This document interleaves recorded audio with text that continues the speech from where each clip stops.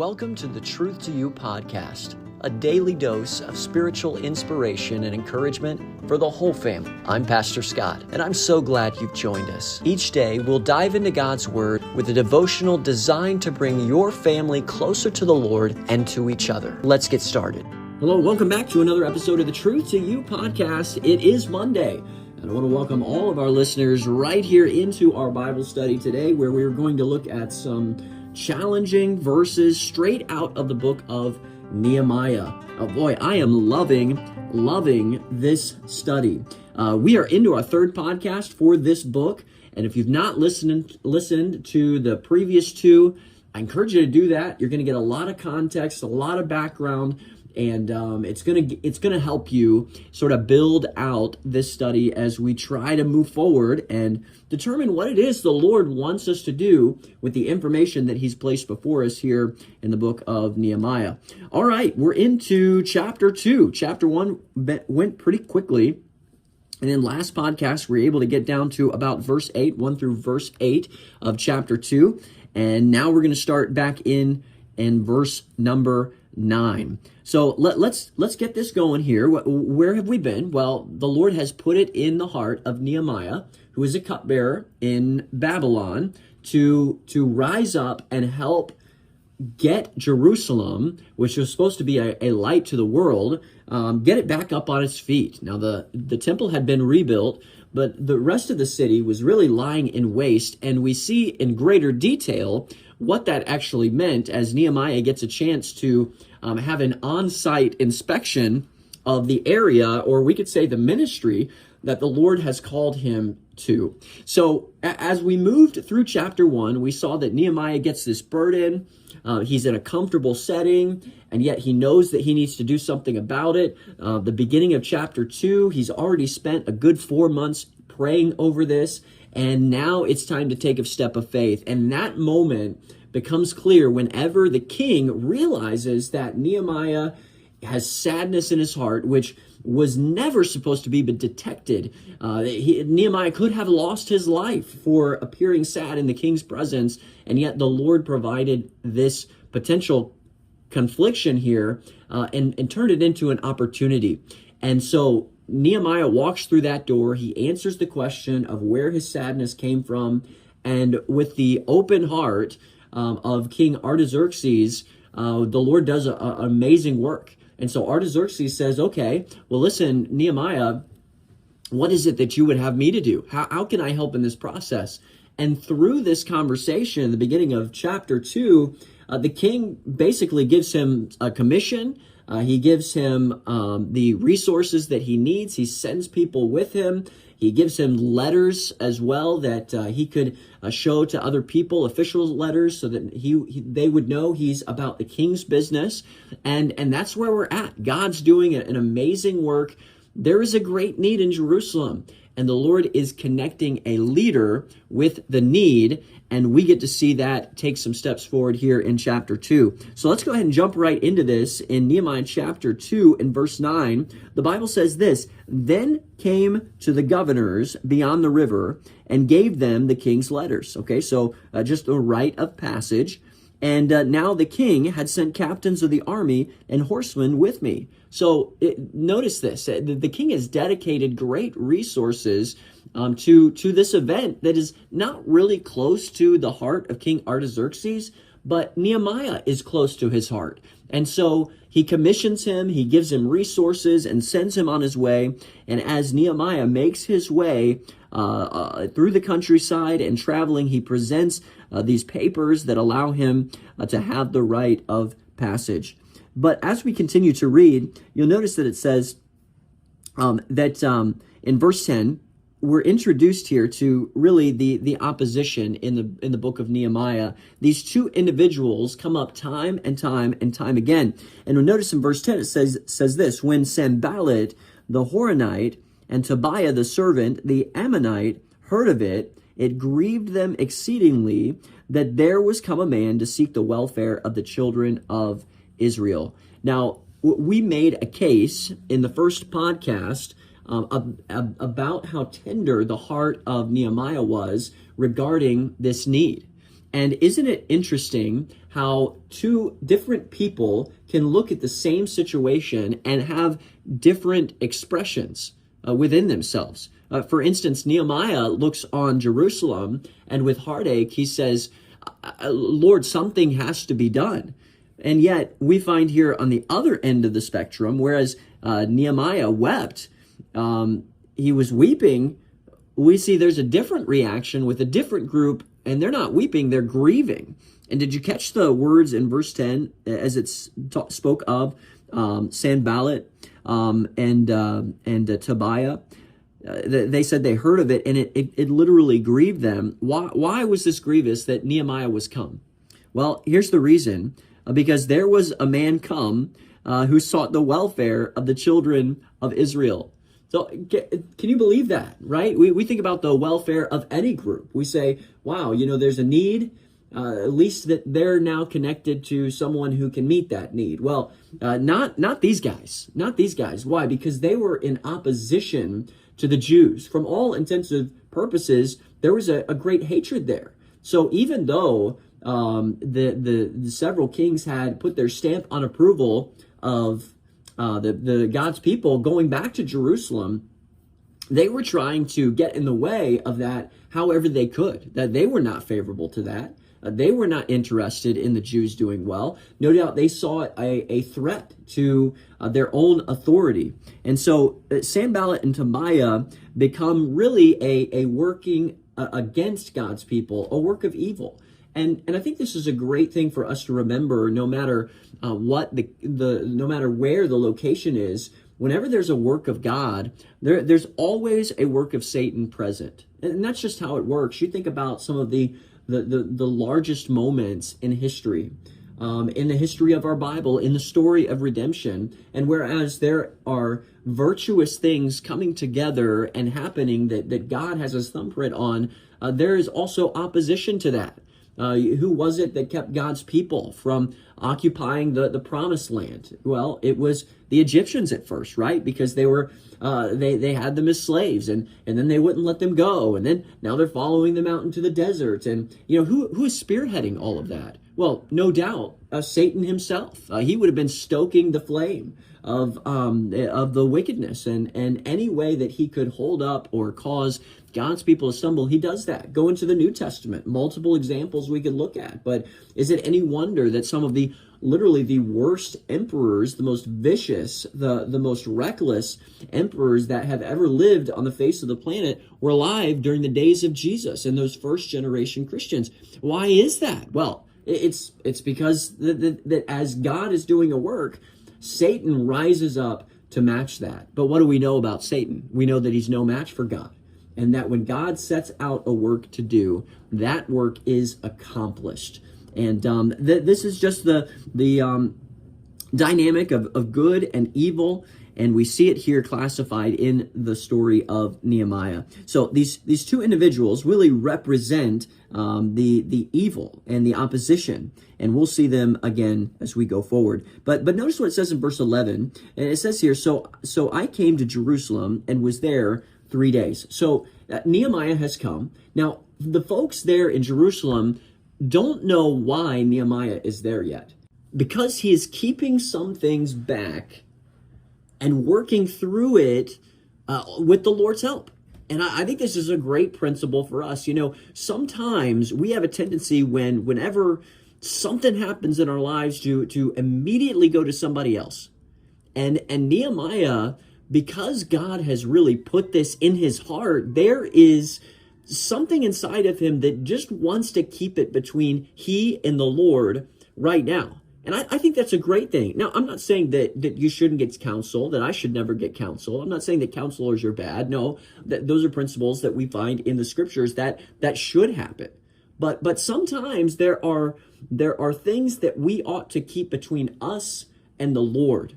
And just allow for God to develop things inside of us so that we have better clarity about what the next steps should be. And you're going to see that in these verses as we continue to work down through them. Now, let's get into this, because in verse 12, something happens here. Notice what it says. And I rose, okay, so he's been in Jerusalem 3 days. And then verse 12, and I arose in the night, I and some few men with me.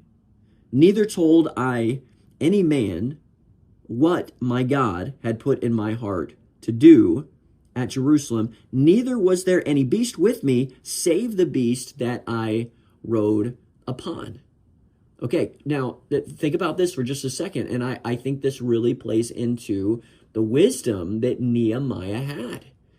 Because he knows the Lord is calling him to this task. And you have those things too. There are things that God has put in your heart that you know are things that are in your purview that you ought to be paying attention to. Maybe it's an old task that needs some attention. Maybe it's a new task like Nehemiah, where God has brought something to him. And so what is he going to do? How's he going to handle that? Well, he's going to get the lay of the land. The Bible says that he goes out at night. Why? As to not draw attention. That's his main goal. Okay, listen, this is between me and God. I'm working through it right now, and I'm collecting information. I'm trying to understand, and he's surveying the task that is ahead. And I think a wise, could we say, rebuilder at first surveys the job. In Nehemiah's case, the ruins, and then makes plans for restoration, right? Who is it? It was Jesus, right? Who said, talked about the man who counts the cost. No one buildeth a city, it just willy-nilly. No, they count the cost. They do the work. They say, okay, what's this going to take? What is this going to require? That requires work. And, Nehemiah was a visionary. No doubt he was. God had put this in his heart. He knew what needed to be done, but how it needed to be done was also important. So the work of taking a look, examining, understanding where the difficulties were going to be, understanding where the easier tasks were going to be. And if you don't know that level of things, he was never going to be able to assign people to do certain jobs. So what is he doing? He's surveying the city. And he goes around. And what does it say? It says that he kept these things in his heart. Until the time was right, he didn't tell anybody about this. He didn't disclose his plans to anybody, to any friends, any family, before they took shape. And then he goes and he's going to share this with other people. But notice verse 12 through 15, because this is really where we see the detail of the kind of destruction the city was facing. Now notice this with me. I'll read down through it. It says in verse 13, and I went out by night by the gate of the valley, even before the dragon well, and to the dung port, and viewed the walls of Jerusalem, which were broken down, and the gates thereof were consumed with fire. Verse 14, then I went on to the gate of the fountain, and to the king's pool, but there was no place for the beast that was under me to pass. Okay, so are you seeing the extent? Okay, this wasn't just some walls that needed to be rebuilding. These were impassable avenues. These were roads and alleyways, and that had just not been touched in years. And it was still broken down. Let's keep reading verse 15. Then went I up the night by the brook, and viewed the wall, turned back, and entered by the gate of the valley, so returned. And the rulers knew not whither I went, or what I did. Neither had I yet told it to the Jews, nor to the priests, nor to the nobles, nor to the rulers, nor to the rest that did the work. And then verse 17, then said I unto them, ye see the distress that we are in, how Jerusalem lieth waste, and the gates thereof are burned with fire. Come, let us build up the walls of Jerusalem, and that we be no more a reproach. Okay, so in the wisdom of Nehemiah here, in the completeness of the ruins that lay before him, we find now he's going to make an appeal to the people. Now, as he rides around and he sees the extent of the matter, right? Before it was not firsthand experience. He was hearing secondhand. When the men came from Judah, when they came from Jerusalem and they described it, it wasn't like having your eyes on it. You know what I mean? Somebody can describe the poverty and Haiti, but unless you've been there and you've seen it for yourself, it's just not the same thing. And so now Nehemiah is there. Now he puts his eyes on it. Now he sees the extent. And I'm sure as a leader, Nehemiah would have been faced with a lot of emotions. Number one, how could this be? Lord, how could it be that your city, the place that was supposed to be a shining light, a place that was supposed to be a light to the nations, Lord, how is it that after 91 years of coming back from Babylon, that we as a people have still not made this a priority? But would you notice that in verse 17 and 18, one of the things that Nehemiah doesn't do, he doesn't criticize the people that were there. Oh, he could have. He absolutely could have.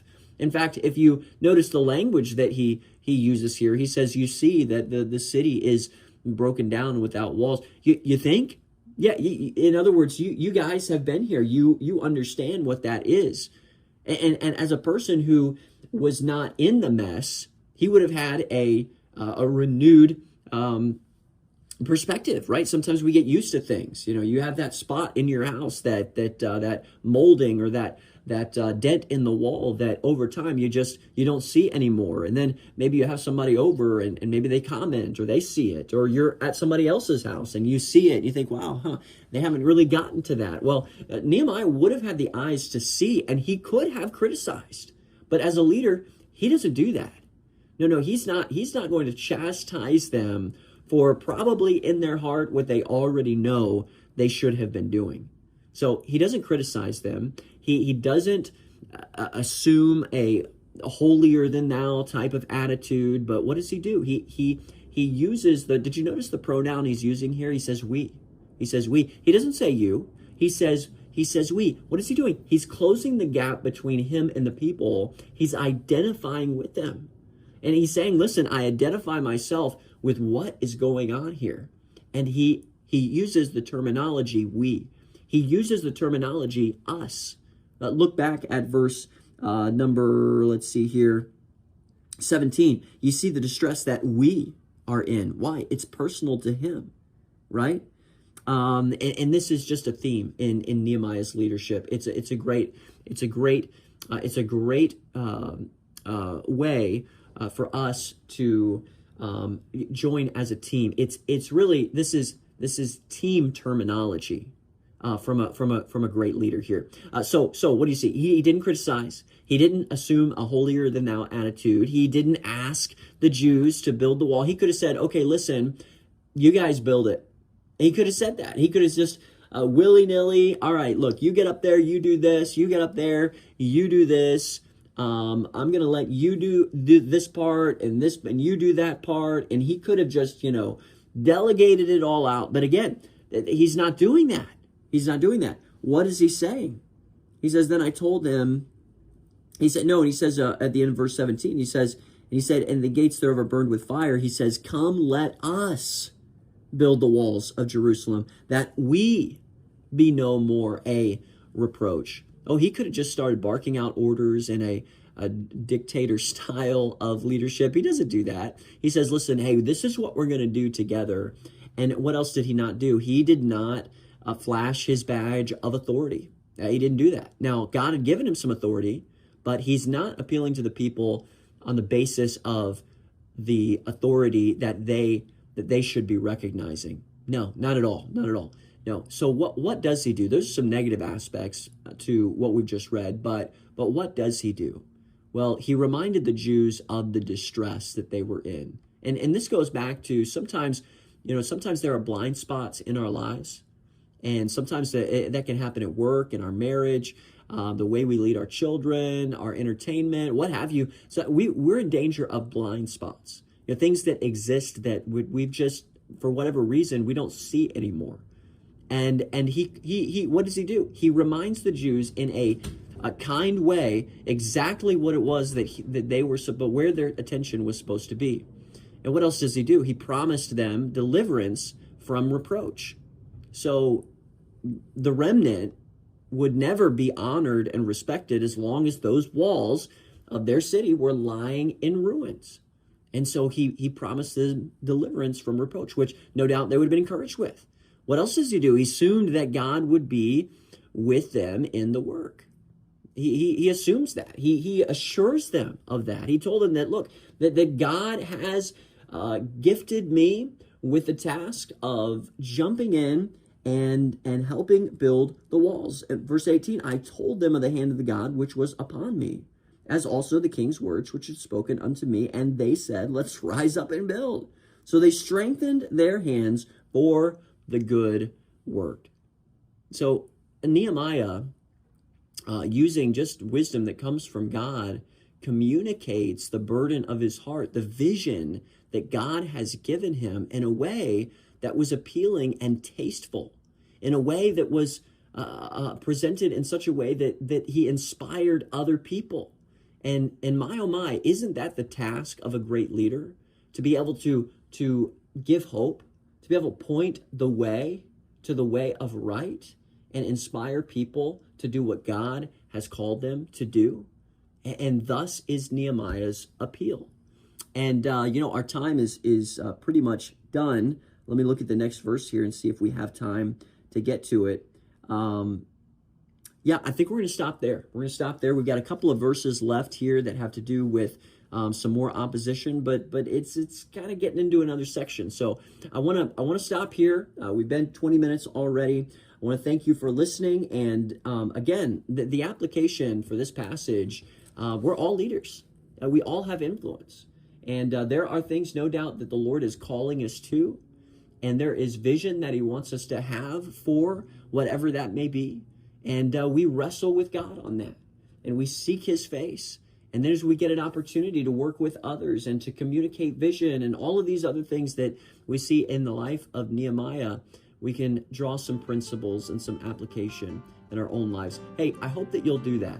I hope that you will surrender your heart to the Spirit of God, and he can take these verses and make a path clear for you this week. Hey, thanks for joining us. We'll see you next time.